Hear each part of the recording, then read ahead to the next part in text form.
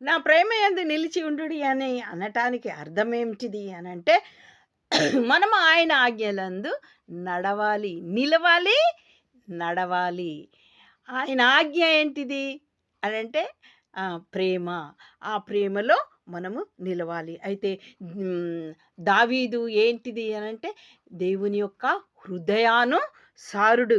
అందుకనే దావీదేమంటున్నాడు కీర్తనలు 119, 11లో నీ ఎదుట నేను పాపము చేయకుండునట్లు నా హృదయంలో నీ వాక్యము ఉంచుకొని ఉన్నాను. ఇందాకడ చెప్పుకున్నాం గదండీ మనము.